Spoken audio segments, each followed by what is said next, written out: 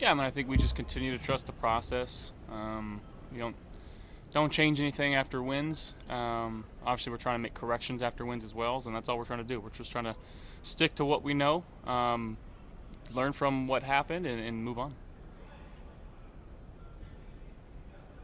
It seems like Keon's trending well. Obviously, he's missed some time. What's it like, especially with a rookie, of trying to kind of rebuild that chemistry with the guy who's missed some time, but now could be back in the lineup this week? I wouldn't say there's a whole lot to rebuild. A lot of work in training camp in the off season, getting to do that.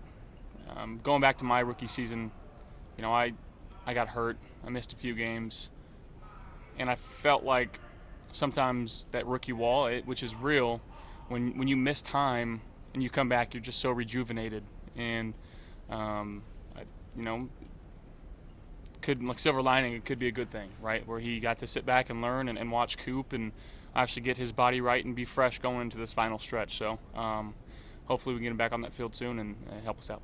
Obviously, this is the Lions team that's won a lot of games. What stands out to you as the biggest challenge when watching their defense? They are high effort as they come. Obviously, one of the top scoring defenses in the league. Um, we're not playing their offense on our side of the ball, but they do such a good job over there of holding on to the football and scoring points. It's a really, really well coached team.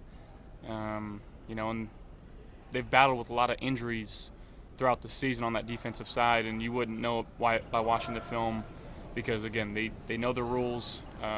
They attack each and every play, and we got to be ready for them. You guys are a pretty aggressive team, especially fourth downs and some things like that. But the Lions seem to almost be like a notch more than anybody else. If you're ever watching them, are there times even you're surprised that they're just going for it all the time? It seems like when they're in those fourth down situations, or what do you think when you watch them play?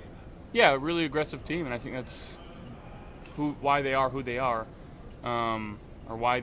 Yeah, does that make sense? Why they are who they are, and it starts with a coach that came in there a few years ago with not a great team, and he's done a phenomenal job of getting those guys primed and prepped and ready to go each Sunday, Monday, and Thursday, and they're still playing with chips on their shoulder, and you can see that when they play, and got a lot of respect for their team and that coach in general. Aaron Glenn is their defensive coordinator. He's a lot of blitz man coverage. Do you see that from them? Yeah, I mean, they do play a lot of man coverage. Based on who they're playing, obviously it's a little higher than some. And then again, yeah, they've been able to affect the quarterback. And again, I know that they've been dealing with injuries, but the way that they've been able to, their interior D linemen are really, really good. Some of the best in the game. Tough to run against. When you can't run the ball successfully, it makes your offense that much tougher to move the ball. So they're doing a great job, and hats off to those guys. Sean got a little fired up today. The press conference. Almost reminding the team, they say you better bring your heart, you better bring your guts, you better put it all on the line. What does that message do to the team? How do you accept that? Yeah, I mean, forces us to know that we got to be better, and we know that internally. We've had these discussions and these talks, and we're sitting at 10-3. We're not going to overreact to anything that's been done. Obviously, we want to get better. We want to win every single game that we play. But I think it was a case of you saw a team that's fighting for their lives and to try to make the playoffs in the Los Angeles Rams, and they came out ready to play. And maybe we didn't have that type of urgency that we should have each and every single game. So again, it starts with me and the leaders on this team, and starting practice, making sure that we have that type of competitive edge, and that's what we're playing with. Is that what you hope the response? Everybody who's gone that was not your statement last week. So what do you expect that response to be? How much of a reminder was something like that, as you said, that maybe they weren't clear because of papers? Yeah, again, just puts us back into the 1-0 mindset. What can we do to prepare, and what's going to help us execute on Sunday against a really good team? So that's all we're trying to focus on. Touched on a little bit about Colts being able to run the ball. The score dictated a little bit of that against the Rams, but when you look at the Lions' offense and how they're able to stay on the field, how important it is to establish the run and be able to stay on the field yourself? Yeah, I mean, this is an offense that you got to keep up with, and again, you're going to have to score points on the offensive side of the ball.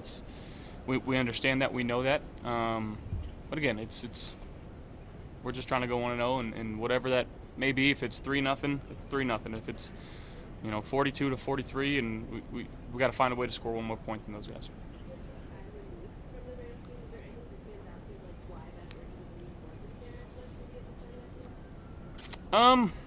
I mean, I couldn't tell you. I mean, it's a long flight, and I don't have any excuses. We gotta be ready to go. That's plain and simple.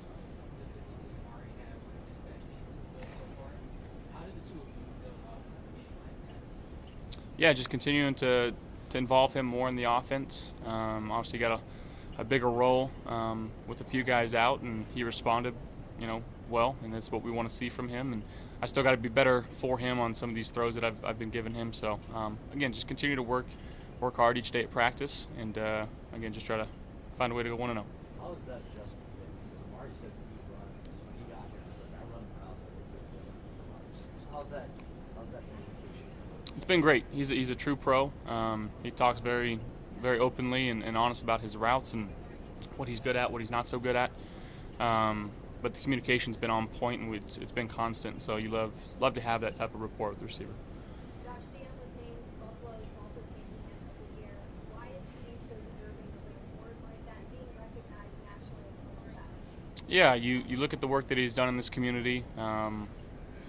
Between some fundraisers and getting people together in this community, the joy that he has and what he brings to this community. He's all about Buffalo, and I hope people understand that and recognize that. He does such a great job, not just with his fans and Bills fans in total, but really every NFL fan that he interacts with. He's a true steward of the game, and it's awesome to play with a guy like him. Your name has been kind of central in that conversation lately. Do you pay attention to that at all? And I guess what does it mean to you to be considered for that kind of thing? I mean, the only good takeaway that I feel like means your team's in a position to make the playoffs and give yourselves a chance to win the Super Bowl. That's really all I care about. Josh, what's your last one, Jared Goff? What do you like about his game as a quarterback? Love Jared. Off the field, he's freaking awesome. We've golfed a few times together.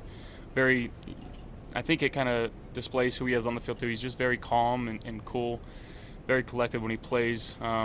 He's been making some unbelievable plays throughout the season, and he's a huge reason why they are where they are right now. And got a lot of respect for him in his game and him off the field as well. So it'll be fun to see him.